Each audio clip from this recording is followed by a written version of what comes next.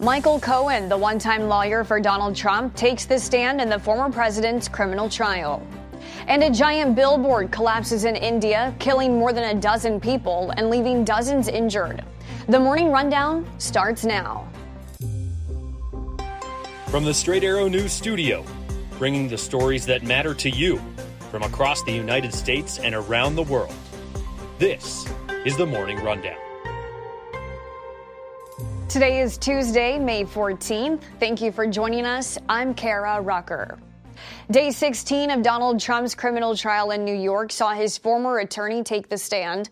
Michael Cohen testifying the former president not only knew about the $130,000 payment he made to adult film star Stormy Daniels, but says Trump also authorized it and approved the plan to repay him. Cohen alleging Trump told him, quote, "just do it," concerning the payment to Daniels during the final days of the 2016 election. It was just one of several times Cohen said he was quoting his former client throughout the nearly 6 hours long testimony. Cohen saying the payment to Daniels was to stop her from sharing her story about an alleged affair she had with Trump in 2006, something Cohen said would have been catastrophic for Trump's bid to become president. Cohen saying Trump did not want Daniels' story to be published, alleging the former president said the following, quote, "Women are going to hate me. Guys may think it's cool, but this is going to be a disaster for the campaign." Cohen also says the payment was all about the campaign, while Trump's defense has suggested it was meant to protect his family from embarrassment. Cohen says Trump told him to push paying Daniels until after the election, quoting Trump again, who allegedly said, "Push it out past the election, because if I win, it has no relevance, and if I lose, I don't really care." Trump has denied any relationship with Daniels and has pleaded not guilty to charges of falsifying documents concerning payments he made to Cohen. Cohen's testimony moved quickly on Monday and will continue today.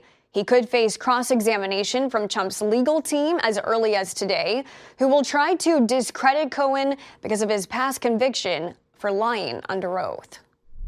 In an unannounced visit today, U.S. Secretary of State Antony Blinken arrived in Kyiv, reassuring Ukraine that it has America's continued support as the war with Russia presses on. Speaking to Ukrainian President Volodymyr Zelensky, Blinken called this a challenging time, but promised help from the U.S. is on the way after Congress passed the foreign aid package last month, which sees $60 billion going to aid for Ukraine. Blinken says the aid will make a difference in Ukraine's fight on the battlefield, with much of the aid going to replenish the country's artillery and air defense systems.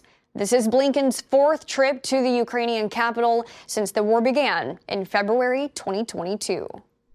This morning, the Biden administration unveiling a series of new tariffs on Chinese goods, impacting $18 billion in imports, including electric vehicles.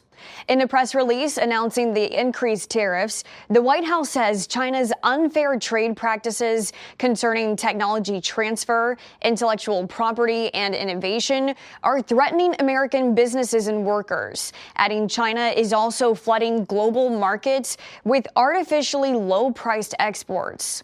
The new tariffs will take effect over the next 3 years.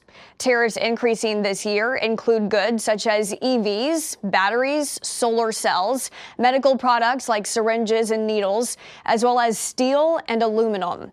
The tariff rate on EVs will increase from 25% to 100%. You can now get notified about our latest stories on the electric vehicle industry by downloading the Straight Arrow News app to your mobile device and signing up for alerts. A large billboard collapsed during heavy rain and thunderstorms in the Indian city of Mumbai, killing 14 people and injuring at least 74 others on Monday. The nearly 100-foot-tall billboard fell on a gas station where police say it was illegally installed.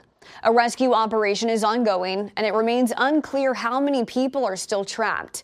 So far, 31 of those injured have been released from the hospital with minor injuries.